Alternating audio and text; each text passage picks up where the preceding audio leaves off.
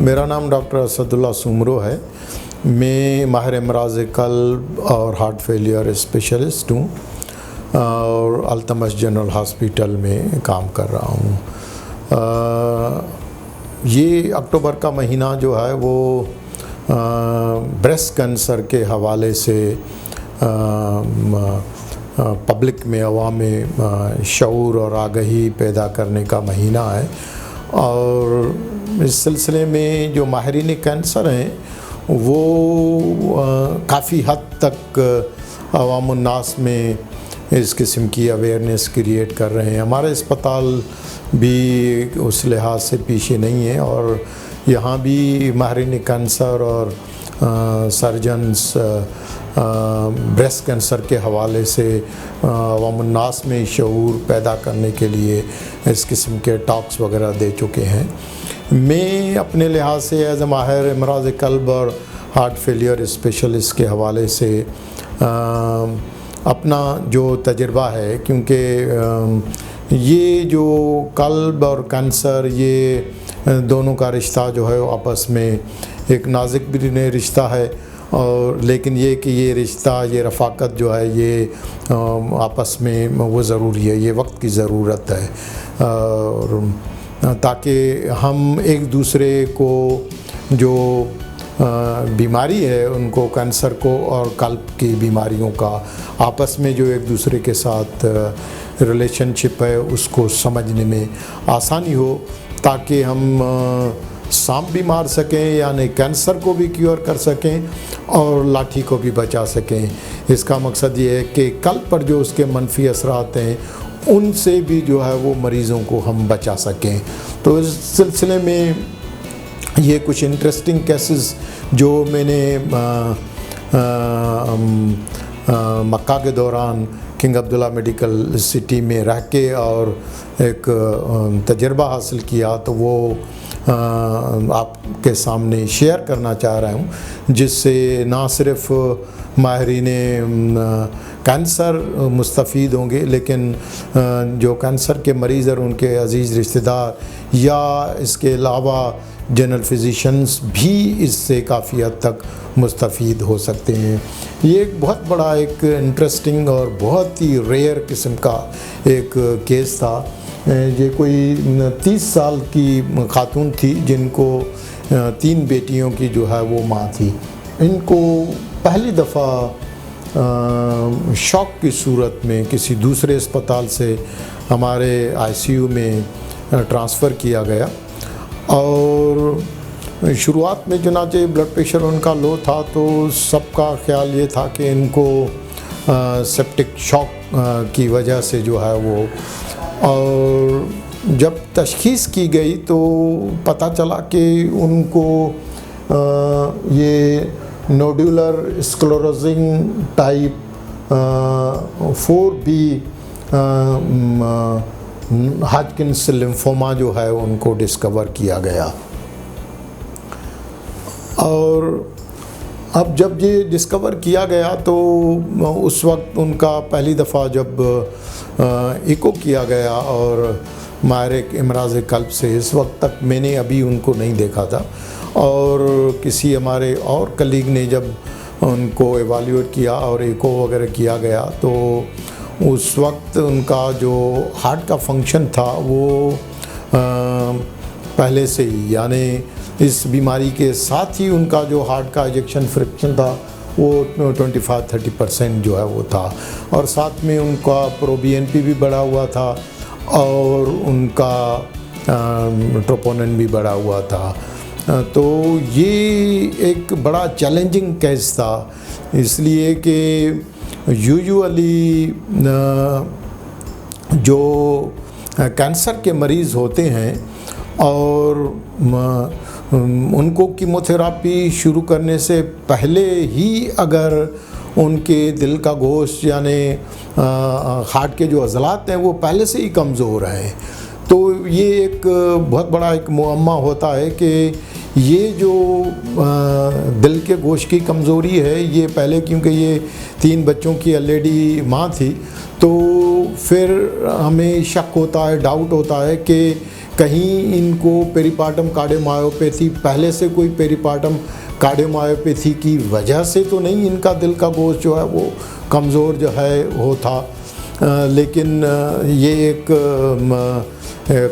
मुअम्मा ही होता है कि लेकिन उसको हल करना बड़ा मुश्किल होता है, क्योंकि पहले से उनका कोई हार्ट फेलियर के अलामात की कोई हिस्ट्री थी, और जितनी भी प्रेगनेंसीज़ उनकी हुई थी उन प्रेगनेंसीज़ और डिलीवरीज़ के दौरान किसी किस्म के कोई हार्ट फेलियर के डॉक्यूमेंटेड अलामात और कोई ऐसी तकालीफ नहीं थी। तो लिहाजा प्रिज्यूम किया गया कि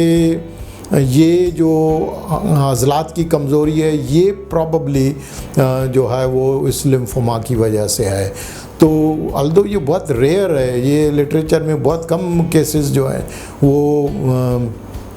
रिपोर्ट किए गए हैं कि lymphoma presenting with severe LV systolic dysfunction के साथ। अब मसला ये होता है कि पहले से अगर कार्डियोटॉक्सिसिटी है, पहले से इजेक्शन फ्रैक्शन जो है वो कम है, अब इस कैंसर को जड़ से उखाड़ने के लिए जो नॉन अद्वियात हैं जिसमें एंथ्रासाइक्लिन ग्रुप जो है वो सबसे टॉप पर आता है, तो वो इस्तेमाल किया जाए कि नहीं, और वो उससे उसको फ़ायदा होगा या नुकसान होगा। तो बहरहाल उनको एंथ्रासाइक्लिन नहीं और उसका नेमुल बदल कुछ और कैंसर की दवाएं जो हैं वो शुरू की गई, जो कम रिलेटिवली उनके जो मनफी असरात हार्ट पर जो है वो कम थे। और लकीली जब इनकी कीमोथेरापी के सारे डोजेज़ कंप्लीट हुए तो उनका हार्ट का फंक्शन भी इम्प्रूव होने लगा, और जो पहले इनको सीवियर माइट्रल रिगर्जिटेशन था, वेल लीक कर रहा था, पल्मोनरी हाइपरटेंशन इनको हुआ था, वो भी जो है उनसे रिग्रेस होना शुरू हो गया। तो अल्हम्दुलिल्लाह इन्होंने अपनी कीमोथेरापी के जितने भी डोजेस थे वो कंप्लीट किए, और उससे रूबसहत हो के, और उसके बाद जो है वो मुझे इनको देखने का मौका मिला। जब मैंने उनको पहली दफ़ा कार्डियो ऑन्कोलॉजी क्लिनिक में देखा तो ये ऑलरेडी कैंसर का इलाज जो कीमोथेरापी का डोजेस थे वो सारे मुकम्मल कर चुकी थी, लेकिन उनका हार्ट का फंक्शन जो है वो कम्प्लीटली इम्प्रूव तो नहीं हुआ था, लेकिन बेहतर हो रहा था। तो फिर मैंने इनका जो कार्डियो प्रोटेक्टिव मेडिसिन्स जो गाइडलाइन डायरेक्टेड हार्ट फेलियर के लिए मेडिकेशंस होती हैं वो उनकी मैंने शुरू की, और इस पेशेंट में मैंने डेलिबरेटली सैक्यूबिट्रल वल्सारेटन नहीं दिया, क्योंकि मैं देखना चाह रहा था, क्योंकि ये रिलेटिवली कंपनसेटेड फेस में थी और वो बाकी एस इनहिबिटर्स और ARBs को ऑलरेडी उसने रिस्पॉन्स किया हुआ था।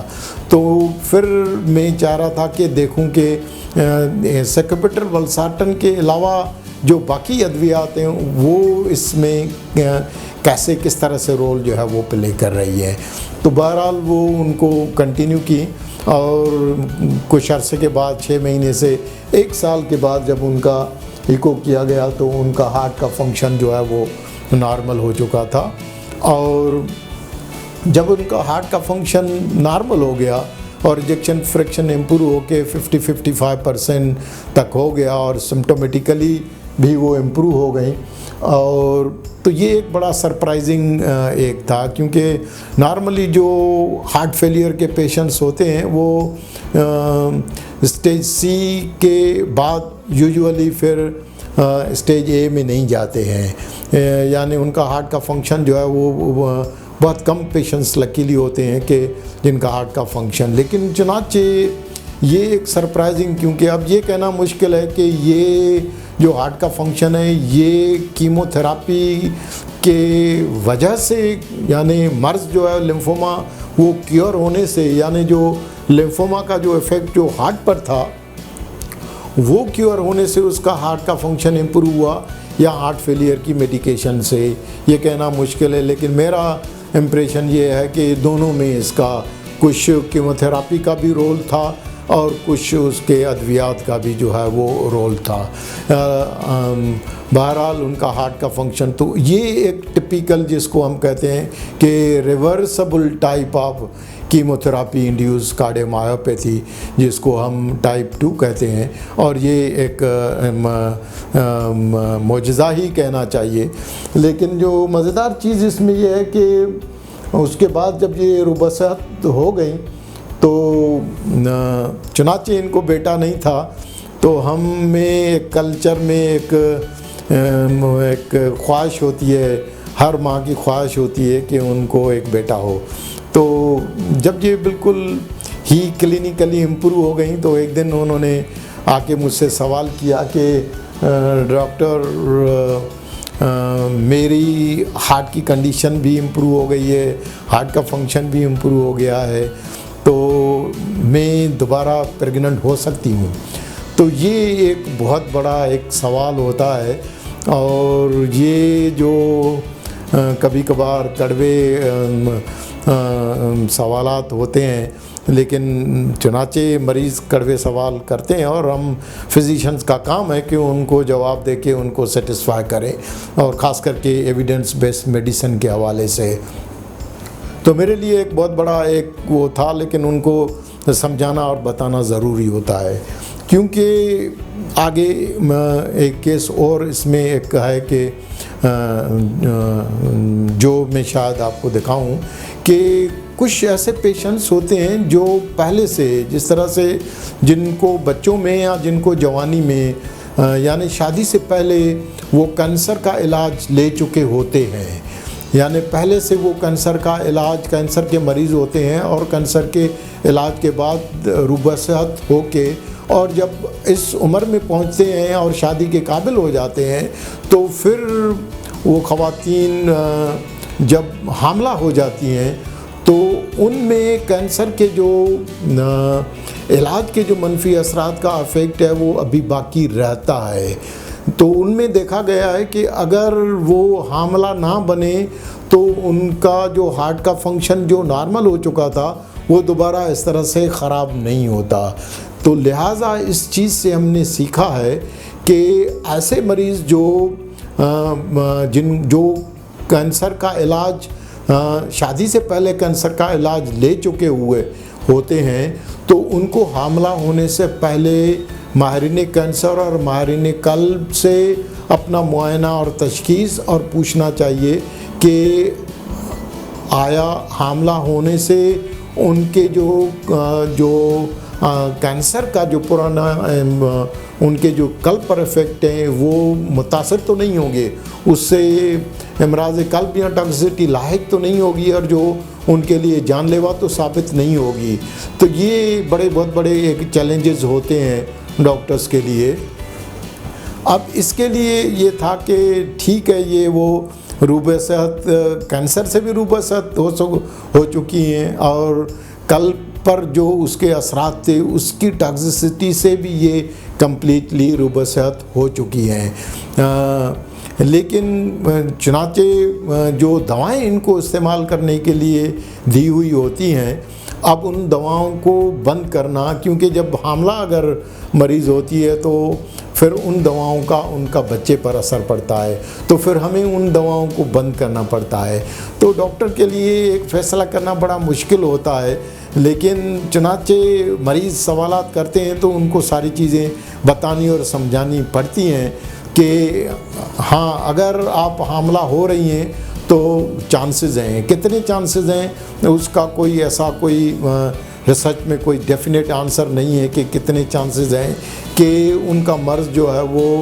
दोबारा बिगड़ के और हमल के दौरान या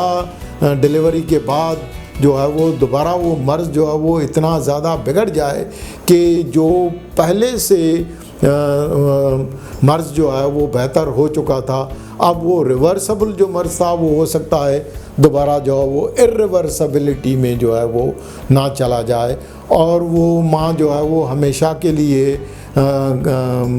कार्डियोमायोपैथी या हार्ट फेलियर का शिकार हो जाएं और वो स्टेज सी से बढ़ के stage D advance heart failure में ना चली जाए, थेरापी हार्ट ट्रांसप्लांट जहाँ उसकी ज़रूरत ना पड़ जाए। तो लिहाजा इस किस्म के मरीज़ों में फ़ैसले करना, मुश्किल फ़ैसले करना जो है वो एक चैलेंजिंग होता है। कभी कभार मुश्किल फ़ैसले लेकिन करने पड़ते हैं, लेकिन मरीज़ों को और उनकी फैमिली को कॉन्फिडेंस में लेना जो है वो ज़रूरी होता है, ताकि वो आपके साथ हों, वो आपके एक ही पेज पर हों कि इन केस अगर मनफी असरात डेवलप होते हैं तो वो आपको पर इल्ज़ाम तराशी ना लगाएं कि आपके कहने की आपने कहा था कि हाँ ठीक है आप हो सकती हैं और उसके बाद जो है वो ऐसा हुआ। तो लिहाजा ऐसे फ़ैसले करने से पहले मरीज़ों के साथ जो है वो डिस्कस करना जो है वो ज़रूरी होता है।